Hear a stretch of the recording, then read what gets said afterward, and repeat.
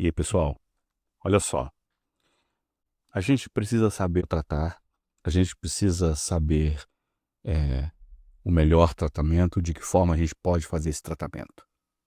Embora eu sempre disse algo parecido com o que está aqui, né? Primeiro o aluno tem que aprender a diagnosticar, e aí só depois ele tem que se preocupar em aprender a tratar. O tratamento só é possível, na maior parte das vezes, quando eu tenho um diagnóstico preciso. Então, eu dizia de forma exagerada até, que, olha, é, tratar é mais fácil, diagnosticar é mais difícil, porque o tratamento, ele segue ali um plano razoavelmente conhecido, em seguir uma receita. Então, o tratamento, ele é, em comparação com o diagnóstico, um ato menos complexo, mas não simples, ok? Menos complexo, mas não simples. O que eu estou defendendo, então, é o seguinte: a gente precisa aprender a diagnosticar antes de tratar, porque vocês precisam entender que para eu tratar alguma coisa, eu preciso diagnosticar precisamente aquilo que eu estou querendo tratar. De forma exagerada, não há tratamento sem diagnóstico. Eu sei que, quando eu digo isso, eu preciso de um mínimo de diagnóstico para que eu tenha uma farmacoterapia que seja segura. A gente pode discutir isso em outros vídeos. Mas uma situação parecida com a dessa, então eu fiz um quadrinho aqui, né? E aí a interna disse que começou ceftriaxona, eu perguntei tratando o quê? E ela me disse que foi tratando leucocitose. E aí eu dei tchau e fui embora. Aqui existe um problema entre tratamento e diagnóstico. Obviamente, ceftriaxona não trata a leucocitose. É claro que não. Pode ser um sinal de infecção bacteriana. Esta infecção bacteriana pode ser por um agente bacteriano que é sensível à ceftriaxona, e aí ela pode usar a ceftriaxona. Mas essa clareza, muitas vezes, não há. E aí o que a gente vê é que muito médico não sabe prescrever de forma racional. Tratar de forma racional significa bem justificar a escolha da droga, a via de administração, a dose, as indicações e como é que você vai fazer o monitoramento deste tratamento. E muitos erros são cometidos porque durante a faculdade a gente predominantemente tenta ensinar vocês a dar o diagnóstico.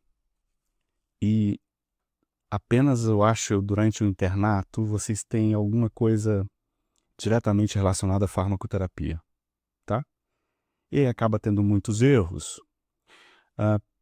Erro de escolha da droga, acaba escolhendo a pior medicação.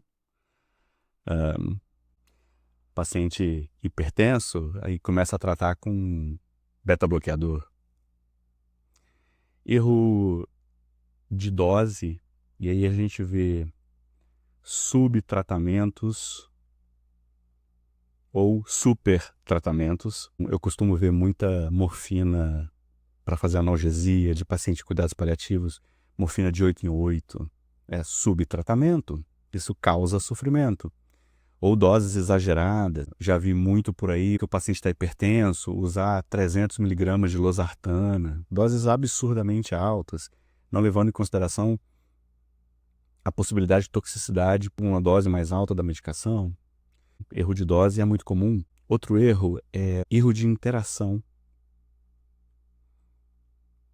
em que você não conhece as interações possíveis, ou mesmo que você não conhece, você não se preocupa em checar. E hoje a gente tem uma série de instrumentos online gratuitos em que você pode checar interações medicamentosas e ver se há um problema ali entre uma droga e outra. Erros de via, embora erros de via a gente tem também a enfermagem para ajudar ou para atrapalhar, mas muitas vezes o erro da via de administração foi feita pelo próprio médico mesmo.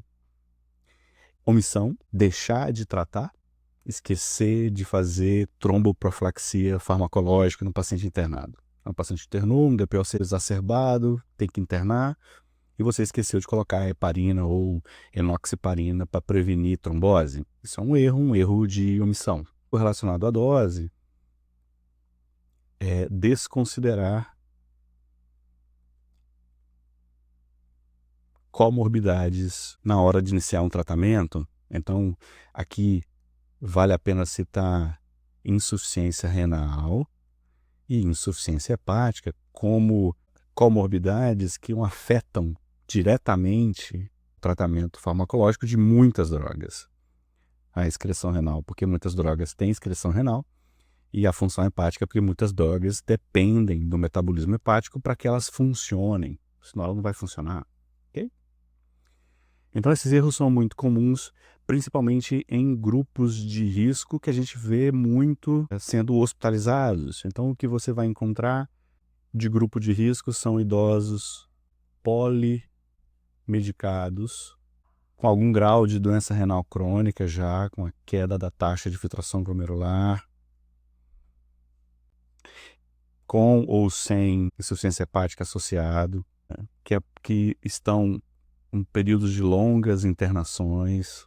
Isso aumenta a chance de interações medicamentosas também. E sendo cuidado por muitos médicos. Médico demais faz mal.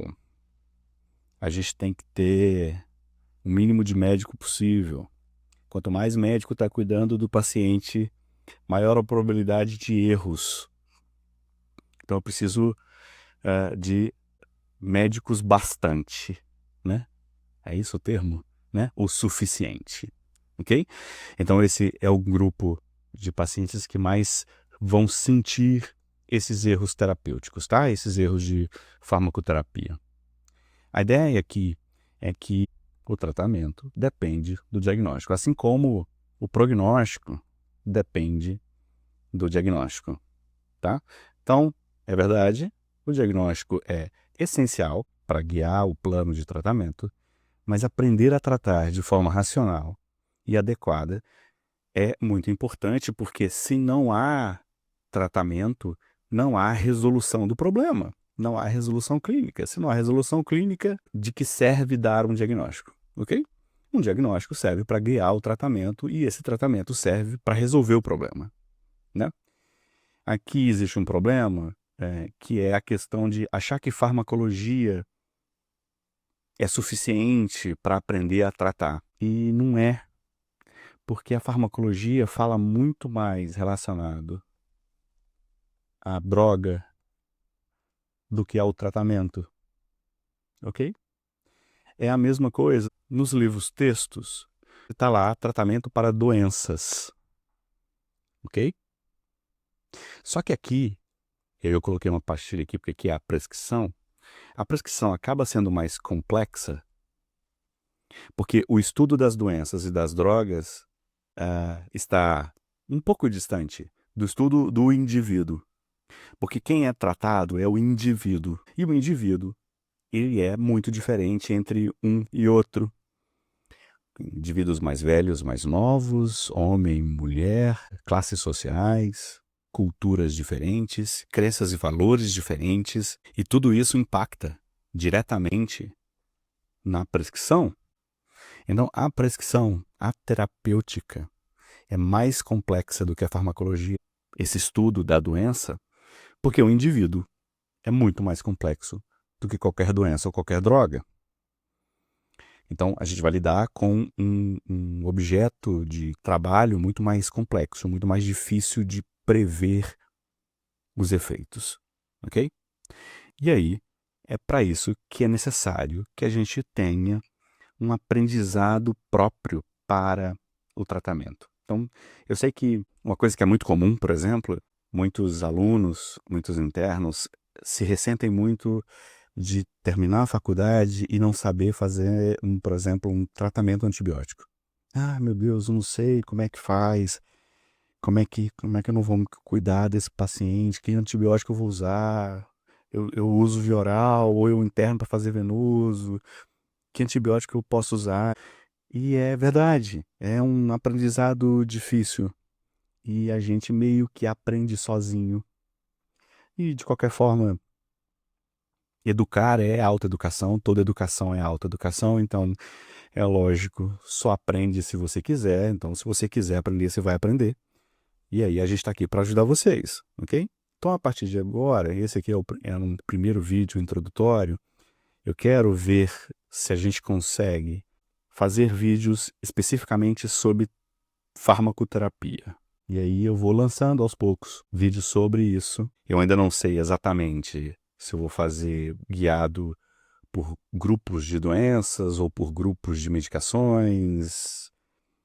Provavelmente eu vou utilizar um material da OMS, Organização Mundial de Saúde, que chama Guia da Boa Prescrição. Acho que é isso. Guia da Boa Prescrição. Provavelmente eu vou usar esse material da OMS. Eu ainda não conheço ele completamente, mas eu acho que ele serve como um bom guia para os próximos vídeos.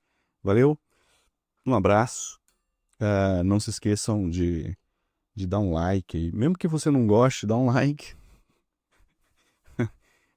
Porque às vezes você não gostou deste vídeo, mas eu aposto que tem outros vídeos que são muito úteis para vocês. Então, ajuda a gente aí a alcançar mais pessoas, a gente poder trabalhar juntos e aprender juntos sobre medicina. Valeu? Um abraço para vocês.